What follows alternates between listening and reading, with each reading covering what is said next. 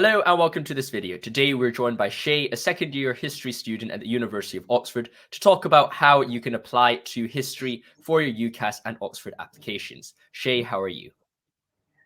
I'm good, thank you. How are you? I'm doing well, thank you. We'll start off with some quick-fire questions, and then we'll get into talking a bit more in depth about the UK history application process. What subjects did you do for A-levels? So I took history and politics and religious studies. How many societies did you take part of in high school? One. Describe the Oxford process with 3 words. Um, well, first one I'll break the rule and turn it into two: character Mm. building, and Mhm. then for the third one I'll say challenging, Describe the Oxford interview with 1 word. terrifying, Describe the feeling of getting into Oxford with 1 word. terrifying.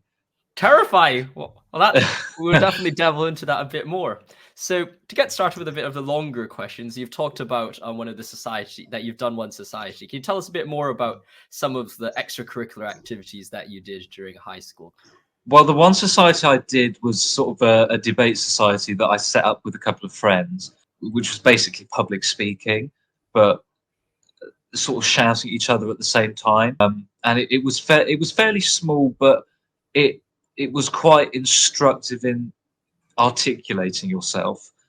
Whether or not that worked, we'll find out by the time we finished here, because I could either be sat here talking absolute rubbish the whole time, or spouting pearls of wisdom, maybe somewhere in between as well.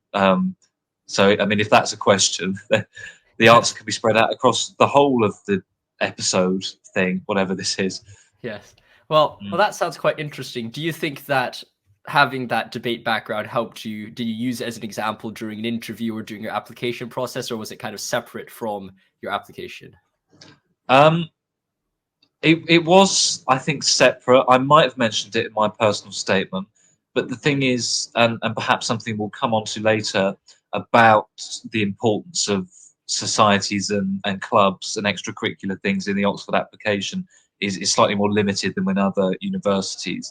But one thing it definitely did help with is that interview process and talking to somebody and articulating exactly what you think about a certain thing. You're definitely right. Then we would definitely will get back to talking about how to do well in an interview and the role of clubs and societies in your application. But perhaps going on a bit more about it, a lot of people might be listening to this and they're thinking, I want to apply to history, but I'm not exactly sure how to demonstrate my knowledge in history to the tutors or the admission officers who are looking at your applications. What were some of the things that you may have done apart from studying history at A levels to show that the admissions officers that you're interested in studying history? Um, well, certainly doing a lot of things outside of school. If something is extracurricular or outside of work that relates to your subject you're applying for, that is still something they'll want to see. So do a read about history in your spare time, whatever interests you. Doesn't matter how niche, so long as you can name books and name authors and get interested enough in them to talk about it. It makes the process slightly easier because you'll be explaining yourself without realizing, and probably doing it better than you think. At least that's how it was for me.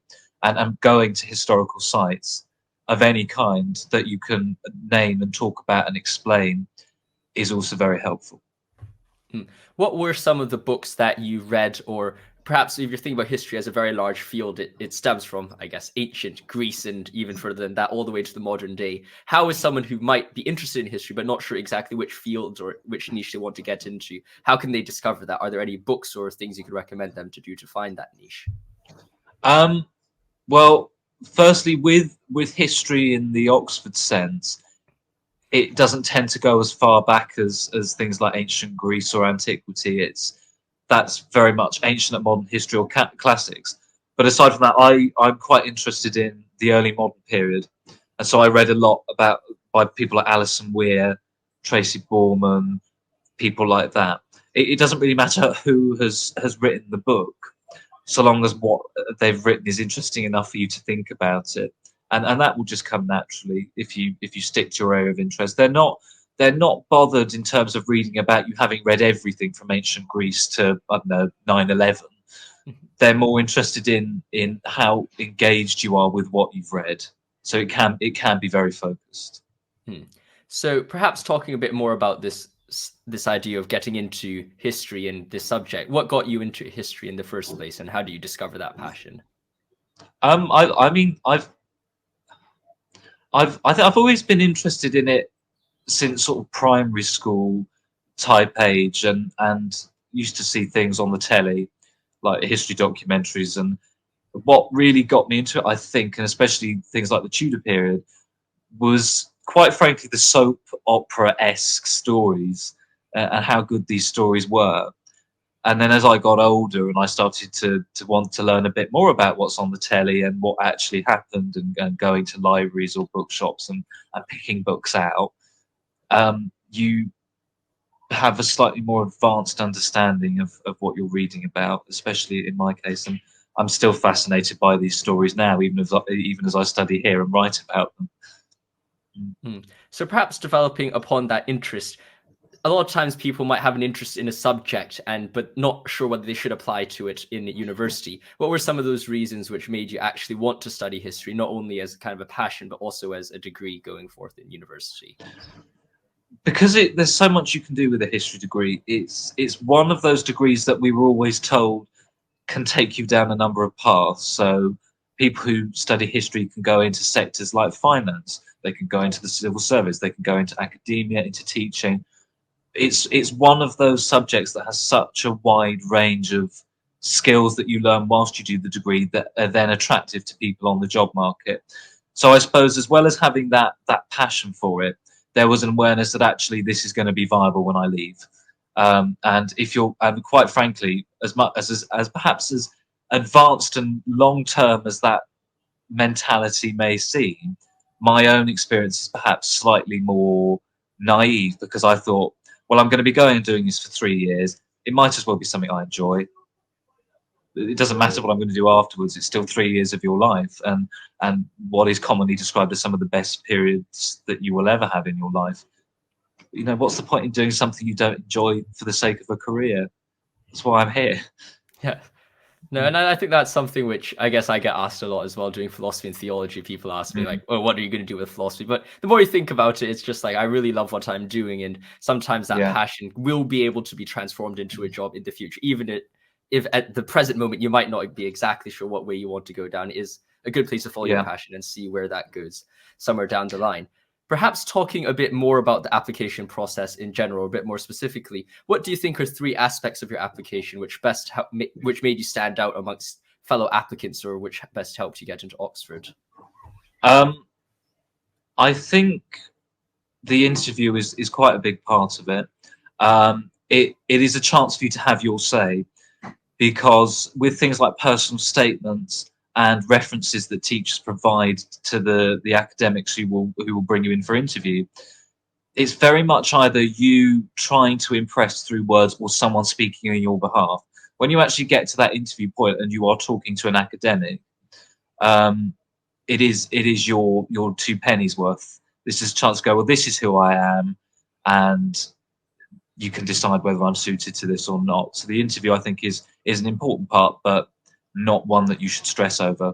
And although I said it was terrifying earlier, it is actually quite a formative experience. And once you get into it, you can enjoy it to some extent, because it's just a conversation with an expert, and a sense of exactly how the tutorial system at Oxford works and how you're going to learn. If you don't enjoy it, then and you don't get in, perhaps that's a sign that it's not for you, and you will be a lot happier somewhere else. Although it's probably quite easy for me to say that in my position.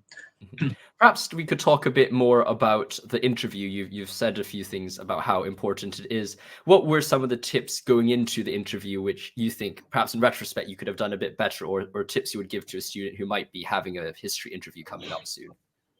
Well, because interviews are still virtual, and they were virtual when I did mine, make sure your technology is working. Um, for my first Oxford interview, I had 2. For my first one, I was sort of shuffled into a random office in my college at the time with a computer that was very old.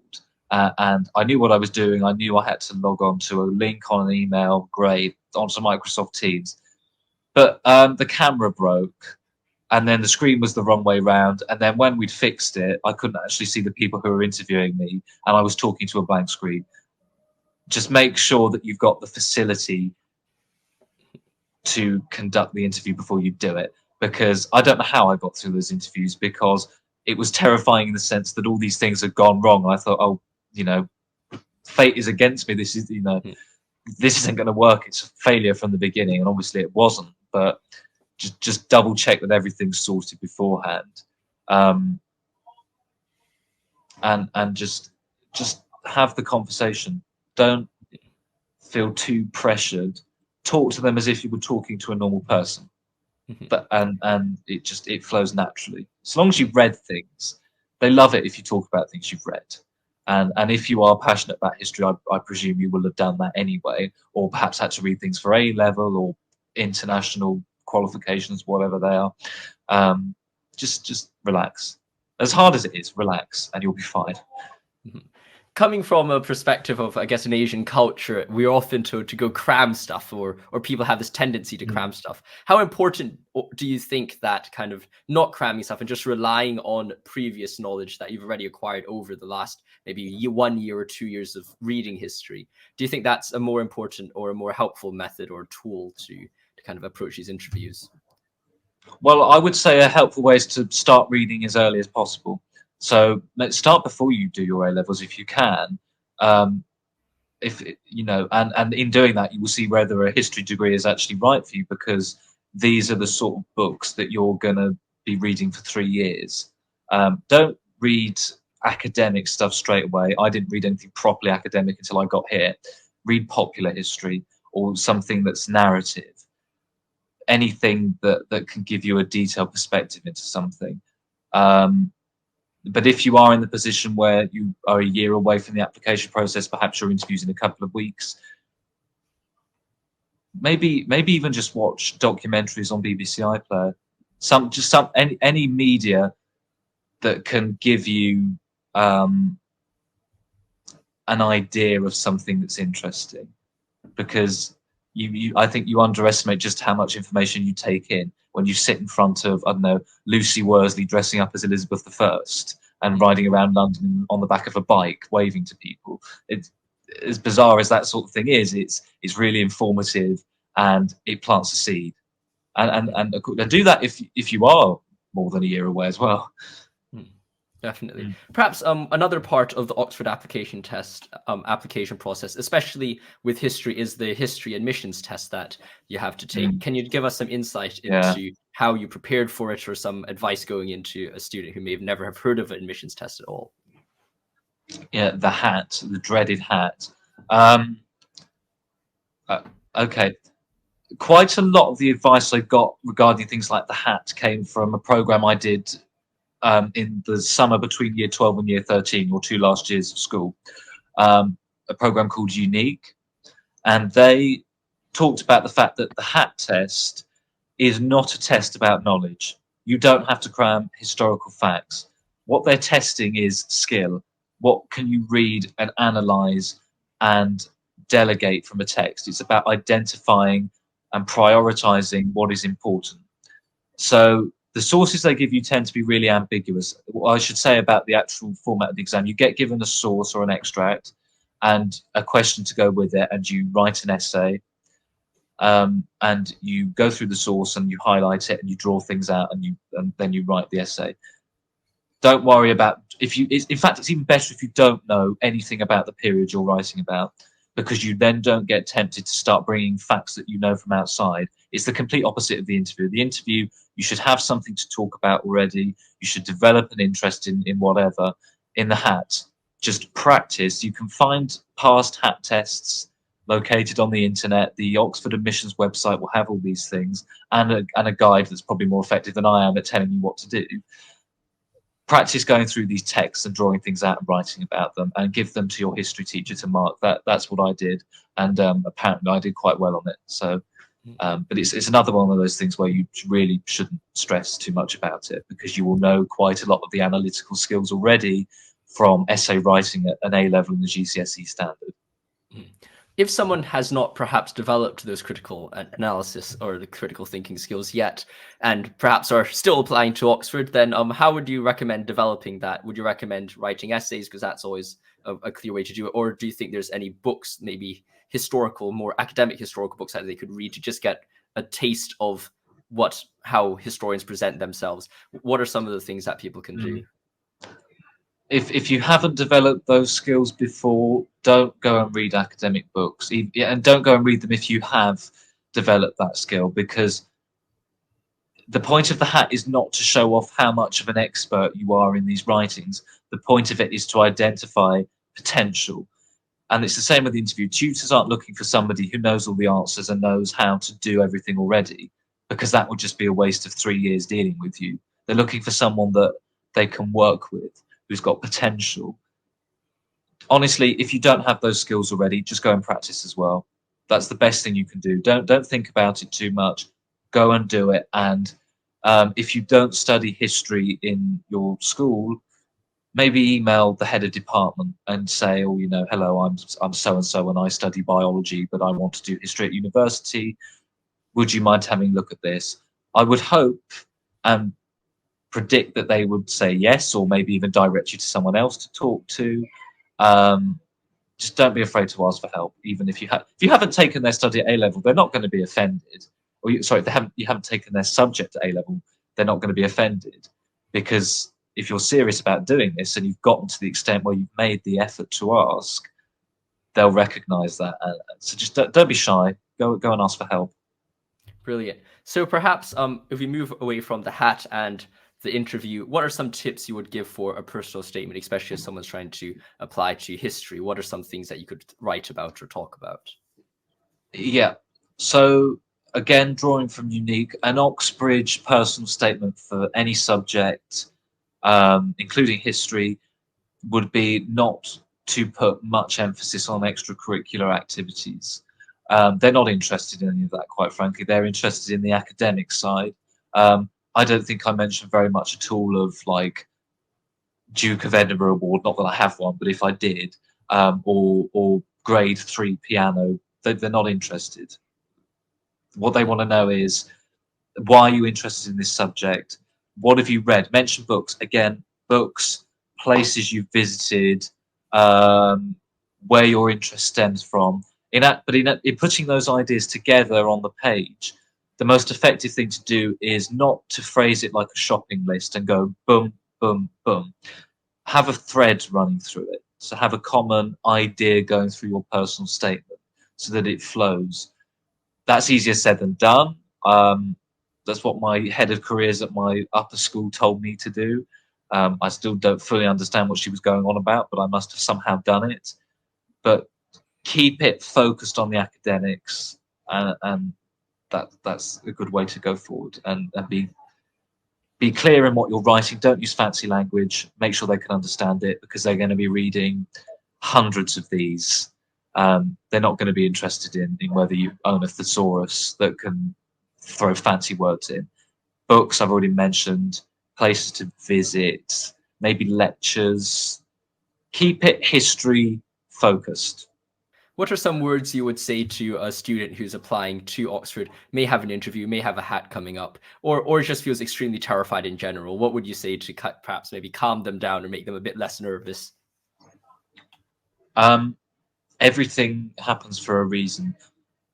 If you're going into this and you perhaps are worried that you're not going to get a place, that you're not going to do very well in your interview, or you're not going to enjoy it, if they don't offer you a place, it's because they don't think that this is suited to you. It's not because you're rubbish at history. It's maybe that you're not suited to the Oxford style, because the Oxford Cambridge style is really bizarre. It's different to a lot of other places, and you'll be sent off to somewhere that is far more suited for you, and will probably have a much better time than if you got in at Oxford. So just you will. I mean, it doesn't matter what I'm going to say. You're going to be terrified anyway, and if just don't worry, because if it goes well, if it's meant to go well, it will go well, even if you don't Brilliant. realize it at the time. Mhm. Amazing. So perhaps to end off this section of the interview, what are 3 tips that you would give a student who's applying to history at Oxford? 3 final words. Read, articulate yourself, or just learn to talk properly, not properly, but like learn to hold a conversation about anything really, if you haven't already. And the third one, I think, just relax. Thank you for watching this video. I hope you found it helpful. Let me know any comments and questions that you have in the comments below, or any other subjects that you want to learn about in the comments below. I'd love to hear your thoughts there. Make sure to like and subscribe and stay safe. I'll see you in the next one.